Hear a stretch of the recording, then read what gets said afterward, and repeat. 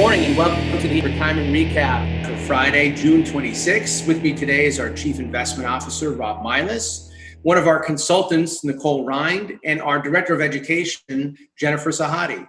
So Rob, in your absence last week, I introduced a new term that I think you introduced to me. It's not a bear market. It's not a bull market. It actually was the kangaroo market. And something tells me you're going to talk a little bit more about that too today. I think I'm going to introduce another animal to you this week, which is the squirrel.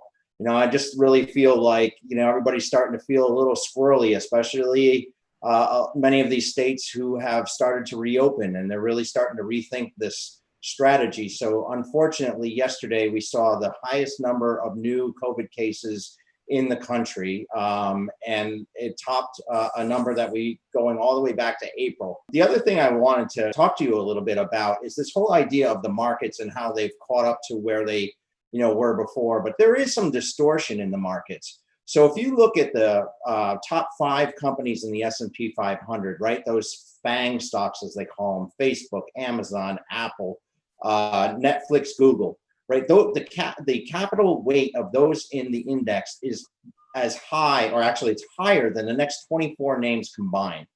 And so if I went through those names, you'd recognize those names as well. So there is some distortion. It's never been this high that we've had this much concentration.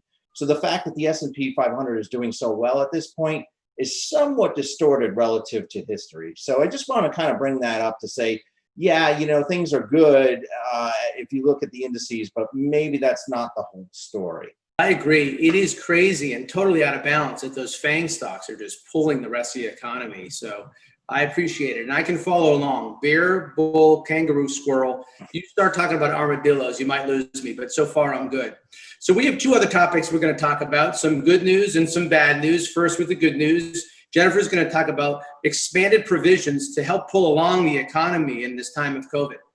As Rob was mentioning, because coronavirus really is spreading and impacting more and more people, the government is racing to catch up and support more and more people. So one of the things they did earlier this year is put out the CARES Act, and they recently gave some updated definitions, really expanding who fits the definition as impacted by COVID. This is not only you, your spouse, or child, they're recognizing broader households. So it's if anyone in your household is impacted. If you live with a grandmother, an aunt, or an uncle, that's all included now as well. Or a significant other who isn't a spouse, which is really helpful because we do have a lot of unique situations in our country. They're also expanding loan provisions. So if you had a loan already that you were paying and now is a difficult time to pay, you can extend that loan payment for a year. For those of you who are plan sponsors, all you need is a participant certification that this is the case. You don't have to chase down a lot of paperwork, so you're not going to be mired in paperwork when you're trying to help your participants for this.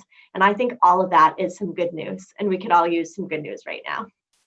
That is good news, and great news from you, Jennifer, always. So thanks so much. And I'm going to pass it off to Nicole now, not with the bad news as much as awareness about a bad potential topic that could happen to your retirement plan. So pay close attention to this one. Nicole? Thanks, Rich. Yeah, I think it's really important we're discussing this topic. When most people think about financial cybercrimes and criminal activity, they think about their bank accounts or savings accounts, maybe even their credit cards. But they don't immediately think about their 401k plan, and yet it could potentially be their largest asset. So plan sponsors and employees must be vigilant about the 401k accounts, especially now with the rise of remote workplaces and electronic communications.